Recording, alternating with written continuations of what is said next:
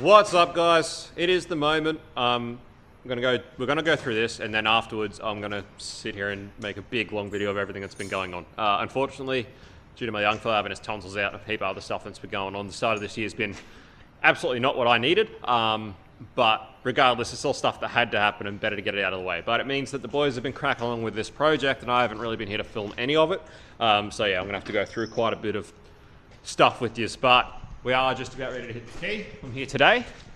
And the boys are just about to hit the key. So I thought we'll film that. We'll film our startup firstly. After that, we'll have a bit of a chat, you and me, about everything that's freaking going on. And a huge project and a huge pain. But look at that. Hey? Killing it. Yeah, for now we could probably get away without the fan. Just turn the pump on. Yep. Yeah, that's the pump in. How good's the red cover look? With all the fab work. Killed it, Bo. Oh, looks good, doesn't it? Nailed it. Yeehaw. Same with the old Radius Fab 80 series airbox. Bo managed to get that in there. Yeah. A lot of work. Anyway, all had to happen. But yeah, we'll go through it after startup. Kicker in the guts. Yeehaw. Big cams, more capacity.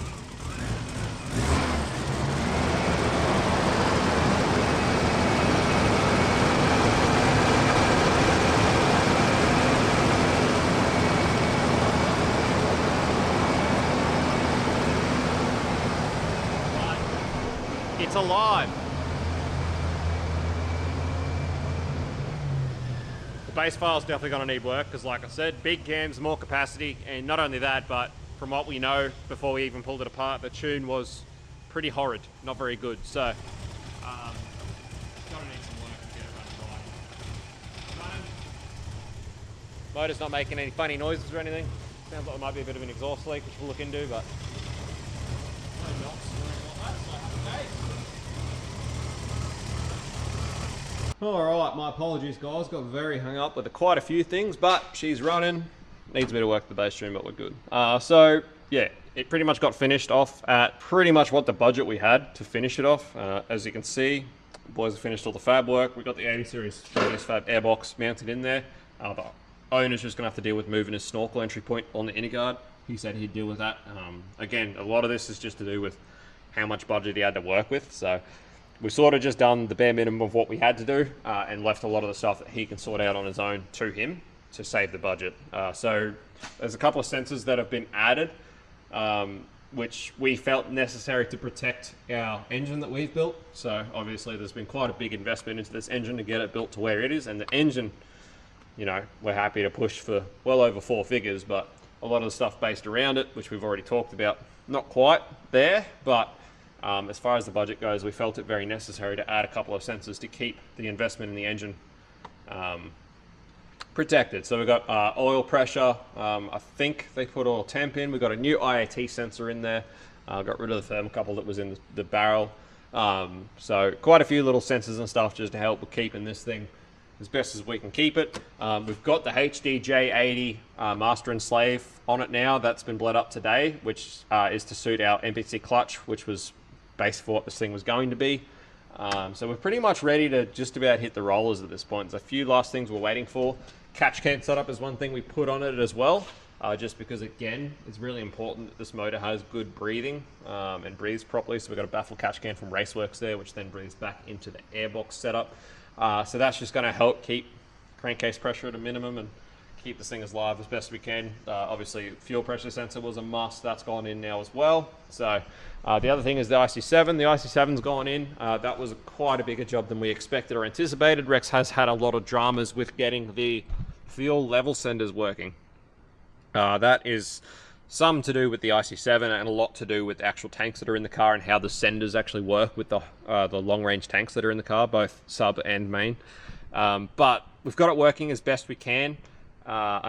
basically the main thing is that there's not a lot of resolution because it seems like this IC7 is a very, very early IC7, and the hardware is actually a little bit different to what the IC7 is now, in that the dedicated input for fuel sender has a 1K pull-up instead of a 240 ohm pull-up, which the new ones now have, which just gives you a lot more resolution with the 0 to 5 volt as far as the sender goes for the level.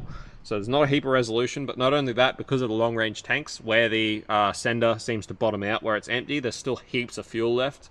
That's nothing to do with the dash or the hardware or the sender or anything. That's literally just to do with the tank design and where the level sender ends up sitting. So all that means is obviously once it actually gets to empty, you've still got quite a bit of fuel left, which is not that big of a deal.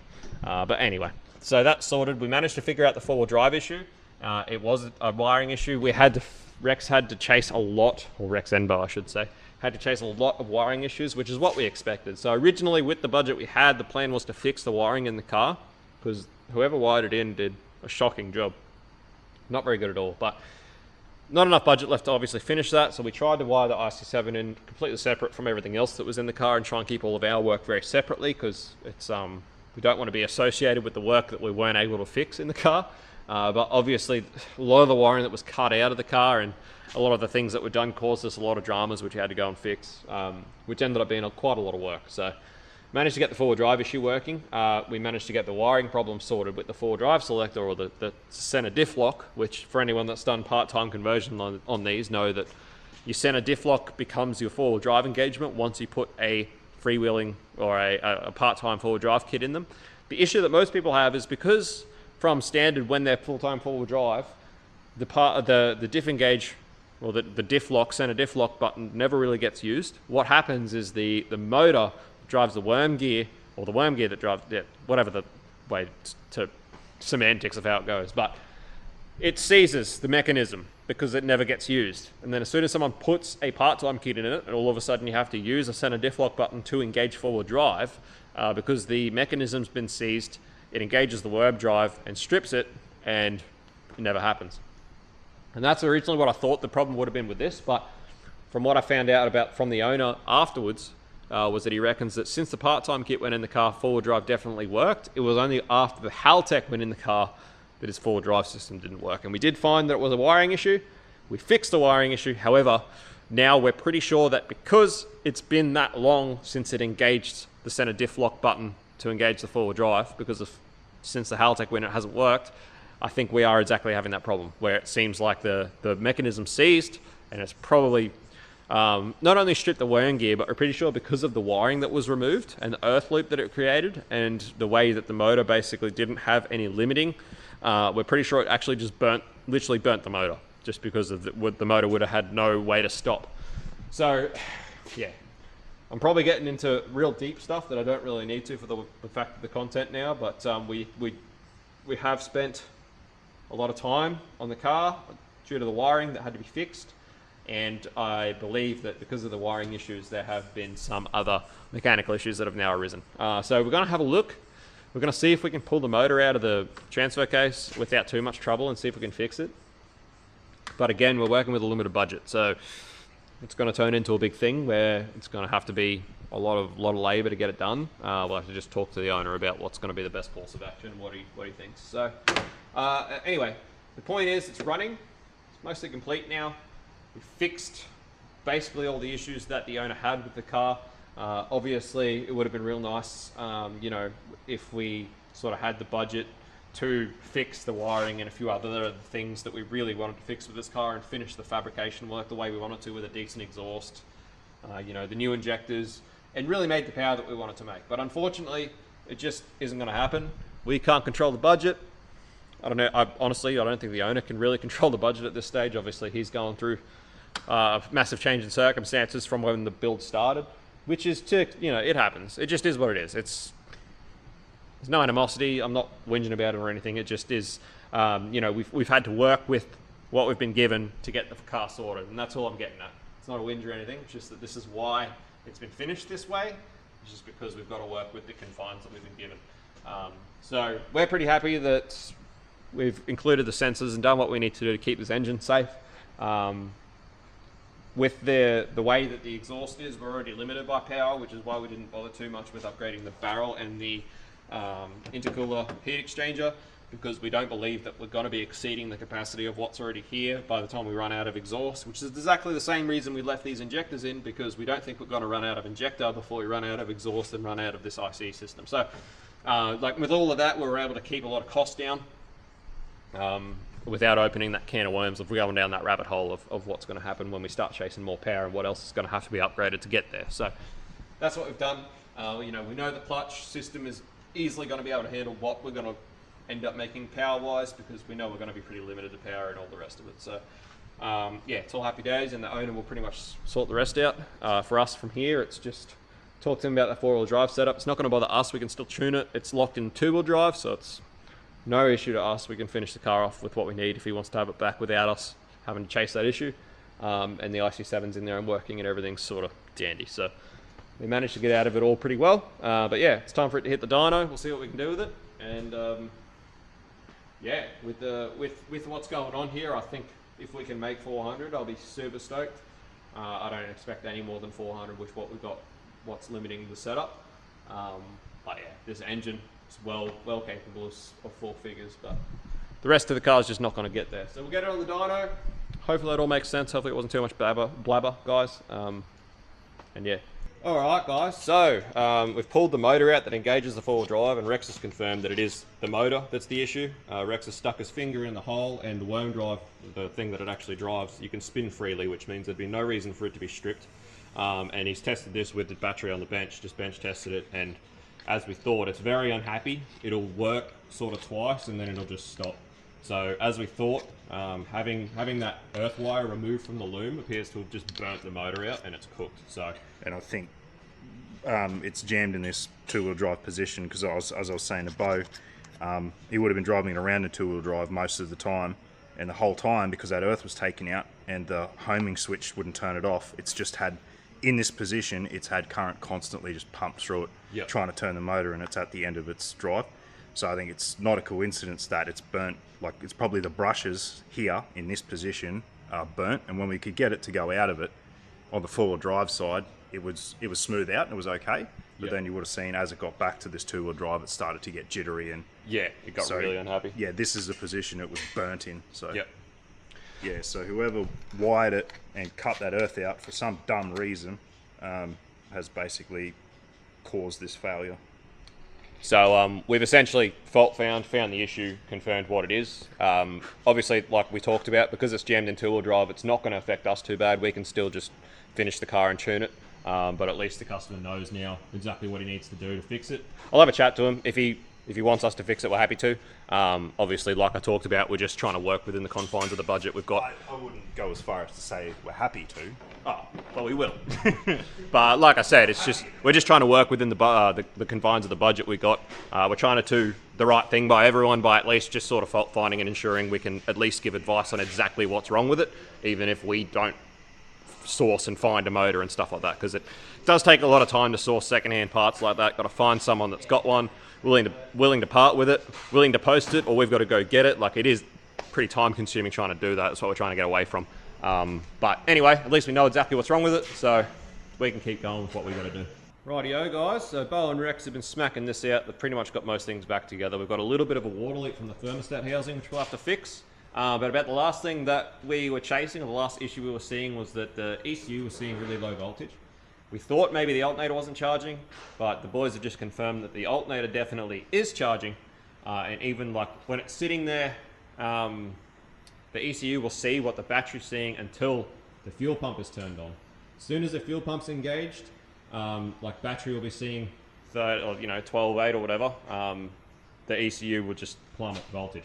And our suspicion is that whatever wire they've used from the battery to power everything under the glove box, the huge big mess of wires and relays and stuff under there, which is what powers the ECU, the fuel pump and everything else, they probably haven't used a big enough gauge wire, and it's all fine when the fuel pump is not drawing any voltage.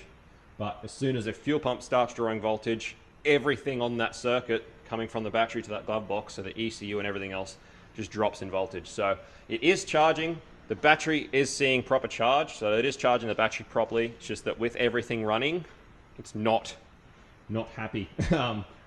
That circuit that's all under the glove box, which is a real pain. But What Rex has confirmed is that the injectors and coils and everything is powered from that stuff under the glove box, which means that the injectors and the coils are seeing the same voltage that the ECU is seeing. So there's going to be no discrepancy from what the ECU is seeing to what the injectors and coils are seeing, which means that the dead times and the dwell data and all of that will be consistent. So it's something that we can tune around. It means that we don't have to fix it necessarily, because the whole system's seeing a consistent voltage except for the battery, which isn't really a huge big deal in the tune. So we'll talk to the owner. That's not exactly a small job to fix, and it was talked about that we weren't going to touch the wiring. So we'll talk to him about it. It is something we can tune around, so I'd say, given the budget restraints and everything else, I'd say it's probably just going to be something that we just tune around. So, but it's good that we've confirmed that. So, you know, it's getting there. We're getting to the pointy end now. We'll fix this water leak, and I think we're just about ready to put this thing on the dyno for a run-in, which would be nice.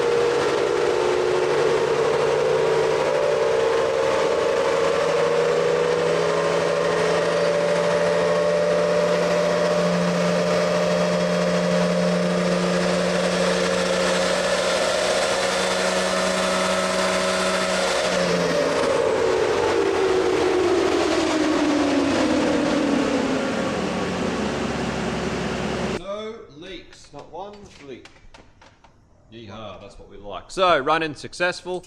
Call that successful. Had a few issues with boost control at the beginning, which we worked out was a issue with the plumbing on the control solenoid. So, easy fix, all sorted. Boost is staying under control, which we were very worried about. Just we know these things are sensitive to timing, just from ones we've done previously.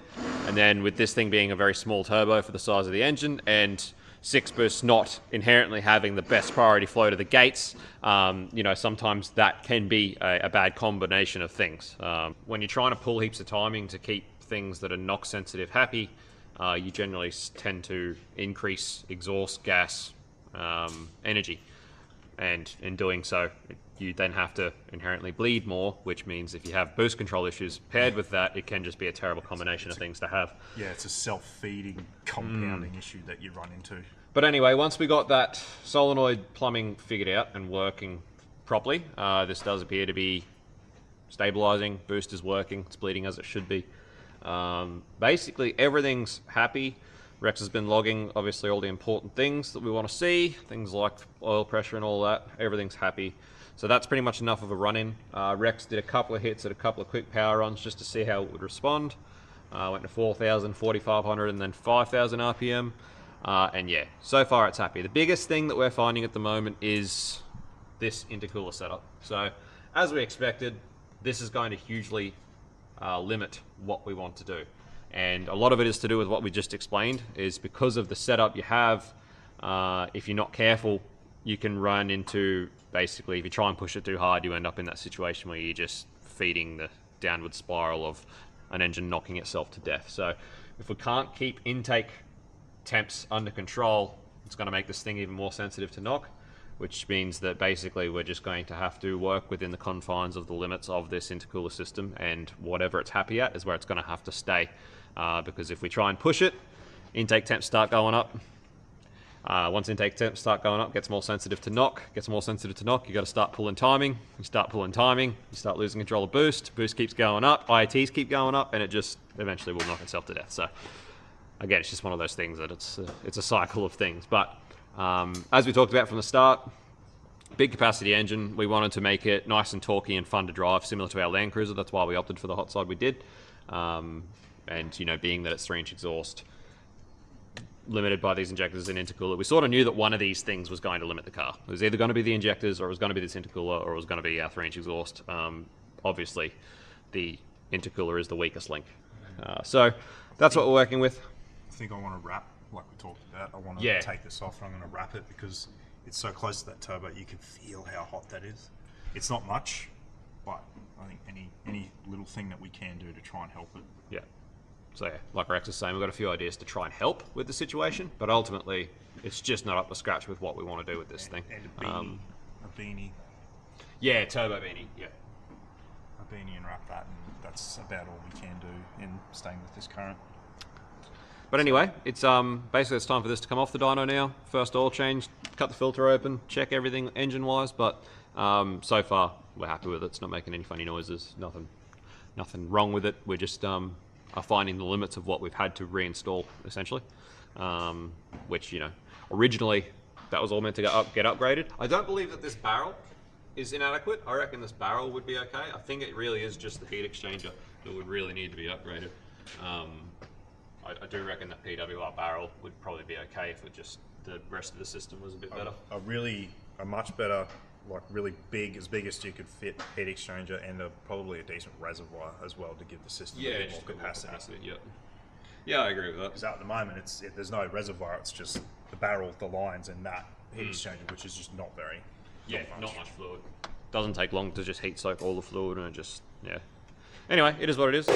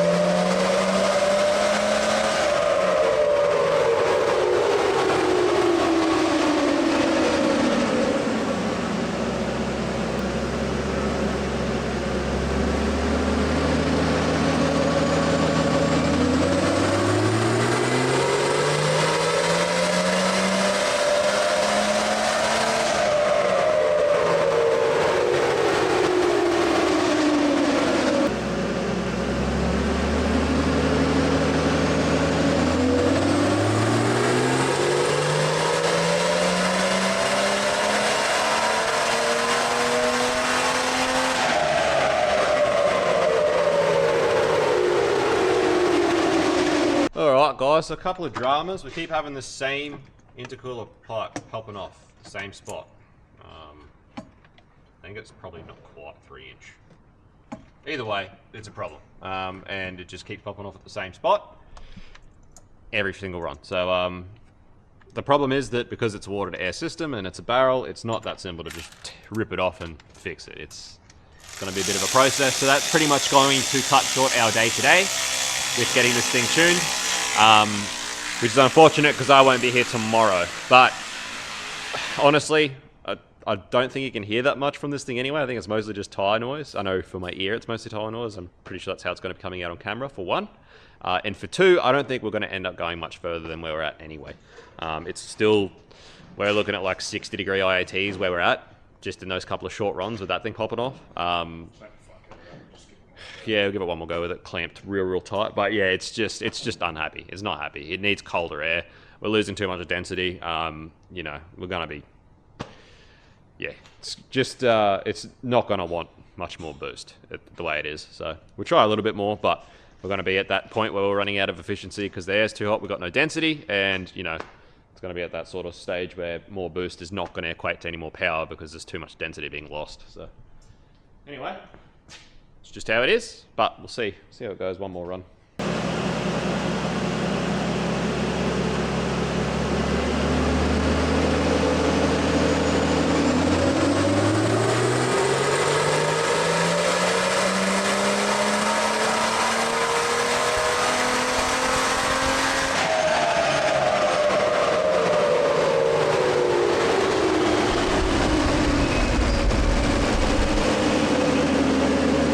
All right, guys. So, yeah, popped off straight away.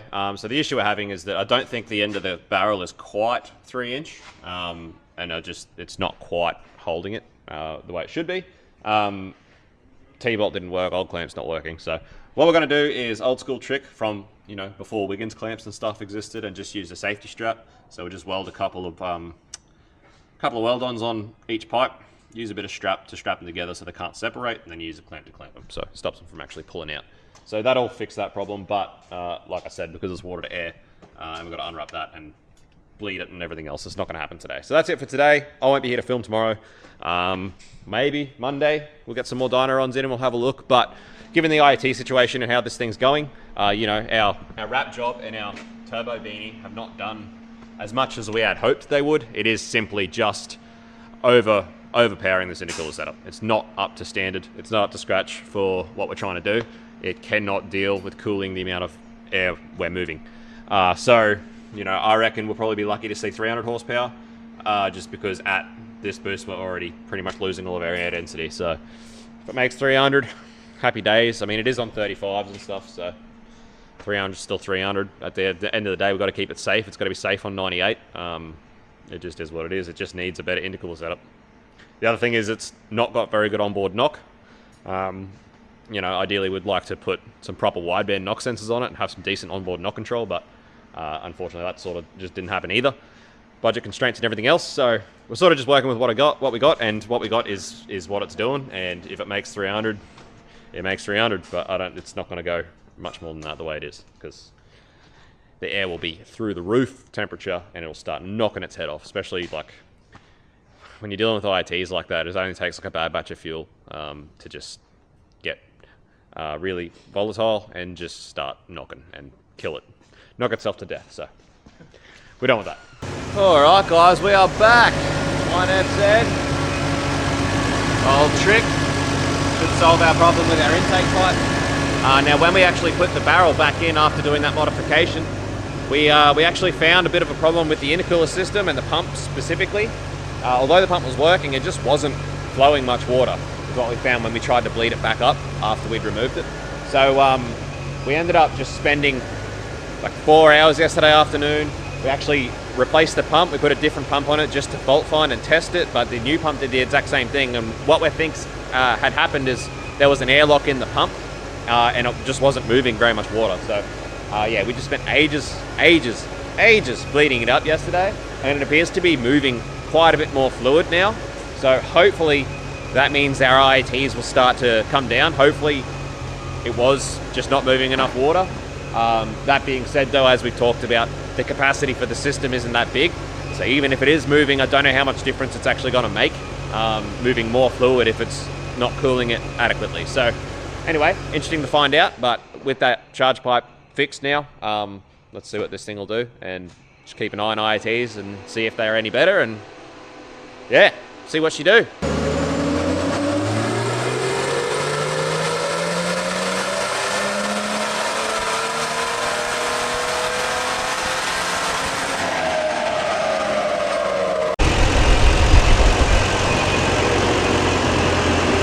Alright guys, so the intercooler is definitely working better and it's recovering a lot faster, but it is still just getting really hot during the run. So it's just not enough capacity, it's just heating the fluid too much.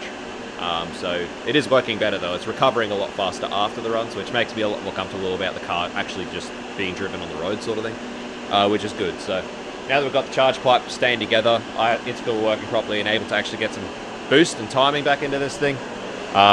We are seeing 340, which is a much better number. You know, it's quite a big increase from where it was, which is good. But at that 340, we're into the 70 degrees IAT at the end of the run. So I don't think it's going to be much more than that. We don't want to push it much more than that for the sake of a intercool setup. So I'd say probably around 340. Rex has still got a bit more tuning to do, a lot of correction factors and stuff to add in for IAT corrections and things like that. But I'd say that's about going to be the number that it's going to leave around. But anyway, we'll keep going and see what it does. But yeah, happy days. That's a lot better than 270, so that's good.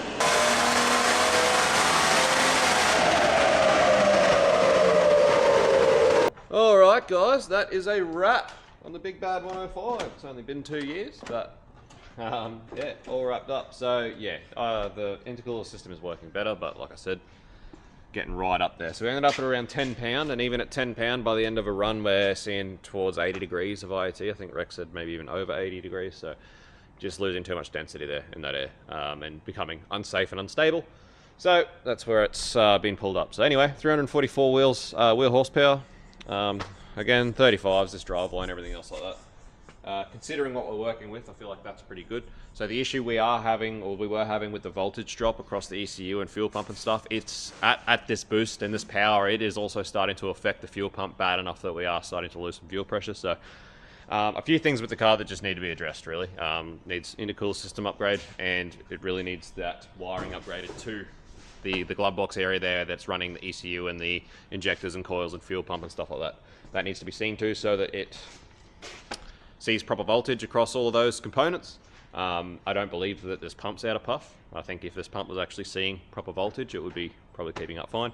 But regardless, as we knew from the last episode, as soon as this budget was set in place, we were going to have limitations, which is why we finished it the way we've done. And really, considering the components that we're still working with that are the same from the previous setup, I think the result is quite good. I'm happy enough with it.